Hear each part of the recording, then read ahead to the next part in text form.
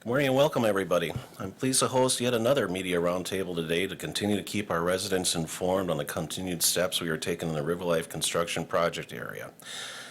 This is now the fourth roundtable that we've had on the Riverlife Phase 1 since the project stopped, and one of over a dozen committee and council meetings where we've shared our steps publicly through the process of removing the previous developer, negotiating settlements, and reissuing the RFPs, request for proposals, to select a new developer.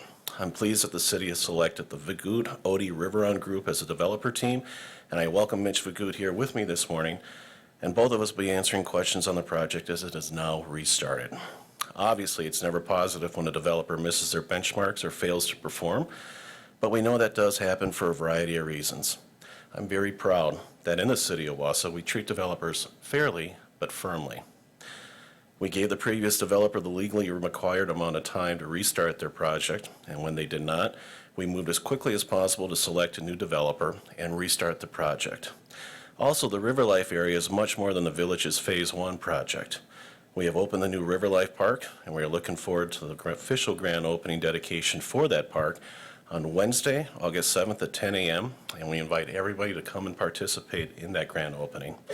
Also soon we'll be putting out other RFPs, requests for proposals, for over 10 acres of development land at the former Great Lakes Cheese and the Wausau chemical sites north of the Riverlife project. The new park, as with the entire redevelopment area, has been a decade-long project which started with the public planning process, followed by the strategic acquisition of blighted properties, then remediation of the sites from environmental issues, and significant private fundraising and public construction which built out the great amenities that you see in that area today. As you can see coming to fruition in the Riverlife Park, the Riverlife area is purposefully and thoughtfully planned to be activated and attractive to a wide audience of users, especially families and kids of every age group. Sometimes the most meaningful and transformational projects are also the most complex and sometimes takes longer than what we'd like. But remember how that area looked like just a little over 3 years ago, and now take a stroll down the Riverlife area today, and I'm confident that the city's resources and efforts are some of the best investments that we've ever made in the city's history. As we reported numerous times previously, the city secured full repayment of all resources, including damages, totaling $450,000 from the previous developer. The city has settled all liens with the three primary lien holders, the Samuels Group, Modrovich Architects, and Ayers Associates. Perhaps important to remind all again, the city did not contract these firms, but our development agreement allows the city to enforce against a previous developer to move the project forward. As has also been noted many times previously, the settlements total do not exceed the original incentive for the project and allows the new developer to hit the ground running, receiving the work at the site and off-site materials owned by the contractors, which have been purchased to date. Another reminder, the new developer is not receiving any additional incentives from what was originally approved. In other words, there is no added city money being given to continue this project. Our goal has been to select a new developer and to move the project forward with no additional resources from the city, and I'm proud to again note that we have achieved this. We are appreciative to Mitch and his team who have shown confidence in the city and our riverfront to move the project forward together.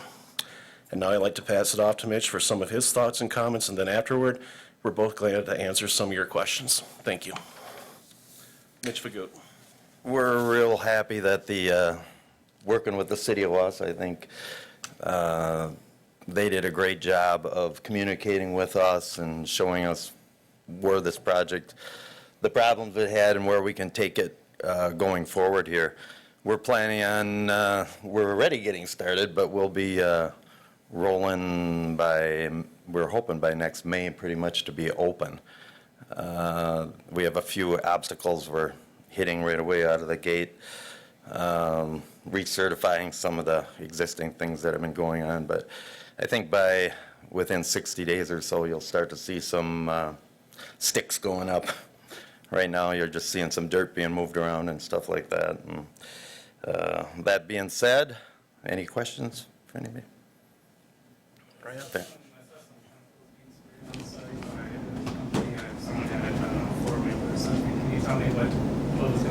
I'm not sure. I think it was weed killer because the weeds were so high down there that there were so we could operate around that area. I'm just going to try to get the questions on the microphone so you can hear them because I don't have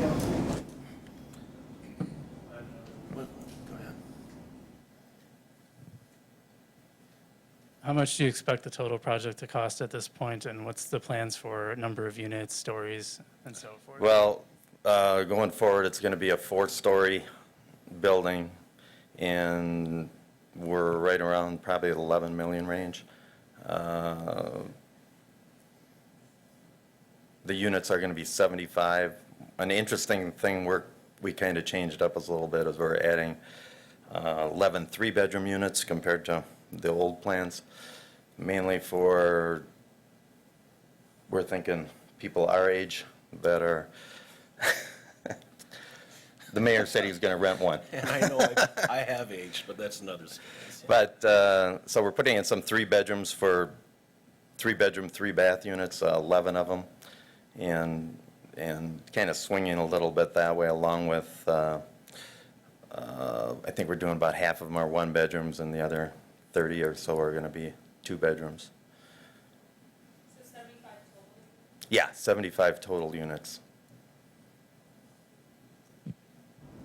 So this project has obviously been fraught with a lot of controversy since the construction paused. Looking back on the decision to go with Franz in the first place, is there something that you will change with the way the city decides to work with developers in the future? We already have, and we had, safety clauses in place beforehand, which he had passed in the original first place. We've tightened them, so to speak. We used to go back 5 to 10 years. Now we're going back to 15, just to make sure that everything is decent and set to go, kosher, if you want to call it that. It was unfortunate what happened, but really there was nothing that could be done about it, not on the city side. And we had to wait legally to move the process forward. But what we did do is to make sure that Mr. Franz at that time came to numerous committee meetings, finance, economic development, and to the city council to update. And obviously it did not work out the way that he had said it would. Legally, we had to wait, had to protect the city as far as possible litigation from him. We waited the required amount of time and we moved forward quickly. Hence the reason why that's where we're at today and restarting. I have a two-part question, first for the mayor and then for Mitch. Mayor, obviously, like we've all said, there's been several developers. How can we promise the city, or I guess promise is kind of strong word, but let these community members know that this is going to come into fruition? And then off of that, Mitch, question for you is how will you and your company ensure that this will come to be? Well, I think the biggest thing that I find exciting, and I give these guys a lot of credit as far as their persistence and tenacity, because they wanted to get involved with it from day one. And for whatever reason, the council decided one contractor or one developer and then another. But the good news is this is where we're at today. This is something being moved forward. And folks, remember how that area looked just a few years ago, the blighted buildings, the abandoned buildings, bad soil, etc., and how it's been transformed in 3 years. Now, what I have been told, it's always the hardest one to get the first project going, so to speak. Now, the good news is we got a beautiful park down there and something that's really exciting. People absolutely love it. And like I said, August 7th, I invite everybody to come out and participate. It's just another one of those good positive things for the city. But now when this project is done, I think that's what's going to be shown as far as how successful it was and the plans involved. Yes, it took a little more time, but we had to do everything correctly, properly, and legally, which we have done. And I think most people understand deals like this can be very complex. Sometimes things don't work out. That's life. You can have all the experts say you're all set to go, you think you got all your plans in place, and for whatever reason it doesn't happen. The thing is, you just don't sit there and wait for something to happen. You move forward aggressively to get it done. And that's what we've done. And my family's been in the Wausau area since the 1800s, and Odie and Riverline, we all live basically within blocks of Riverlife, so we felt strong about it, and we have the wherewithal to get this done. So that's the main reason we have the interest in it, and would like to assure the community that we will be getting it completed.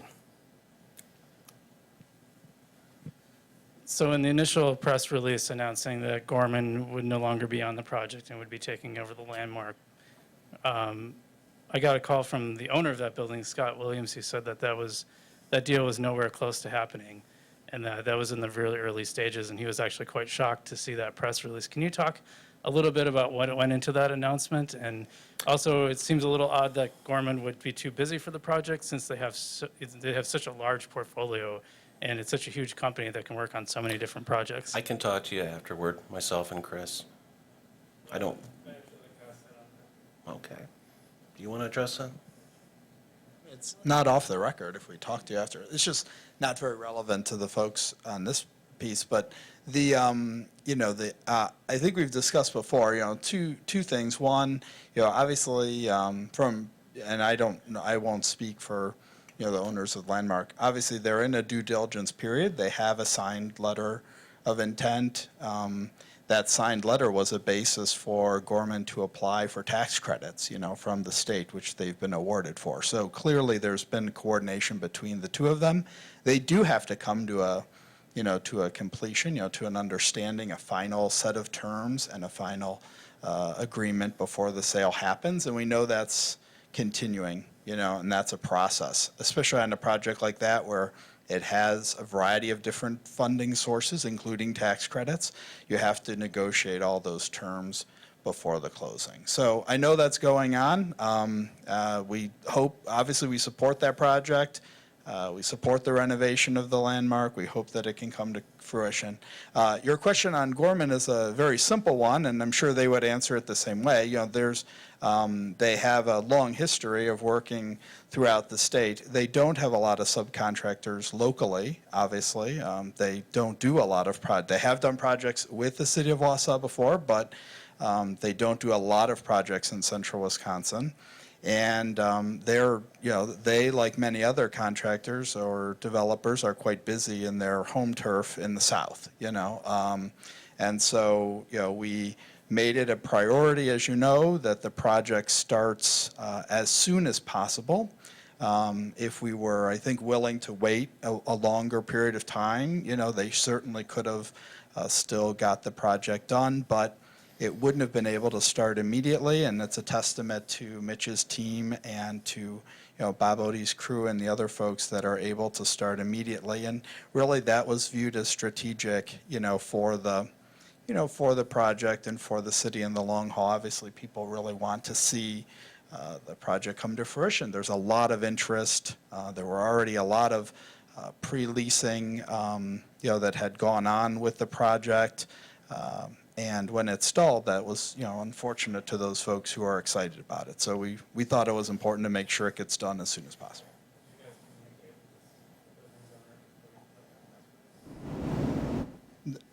No. Well, again, that press release only noted that it won tax credits and that it was in discussions. That's all we noted.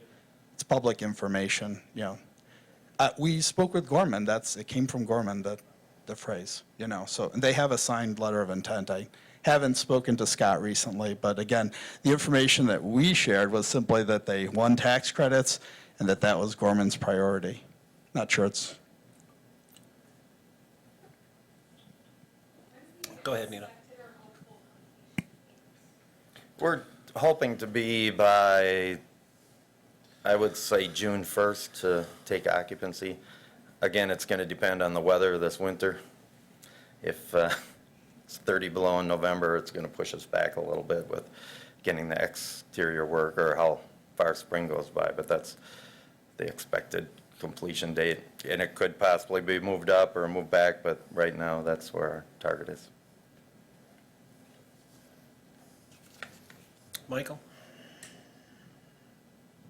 So have you spoken to anybody that is current or had lease agreements under Mike France? Because I know that was one of his things. He said, we've already got businesses, we already have residents that want to move in. That was his whole point of adding the second story or the extra story to the building. Have you spoken to any of those, and do they still plan on occupying the building upon completion? We're still working with Pfefferly Management, who was the exact same management company that France had to start with. So The interest is still there, Yeah. and there have been some commitments, just as before.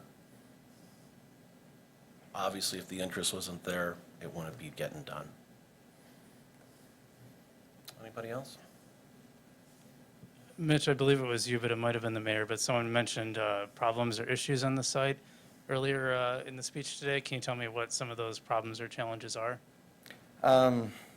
It's not major problems. Just It's getting the place cleaned up so they could Yeah. start reconstruction, removing the old trailers from down there, getting rid of the weeds, just to get the project started and moving forward. Yeah, there's a couple, recertification of the geopiers from an engineering point of view and couple small architectural things because we're changing it to a 4-story building, making it 75 units.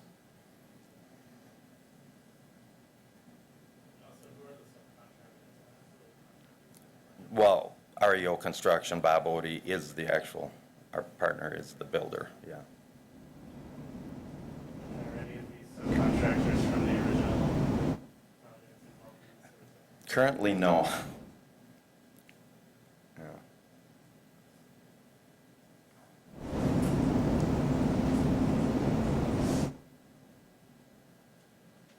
Anything else from anyone? Okay, thanks for coming. Have a great day.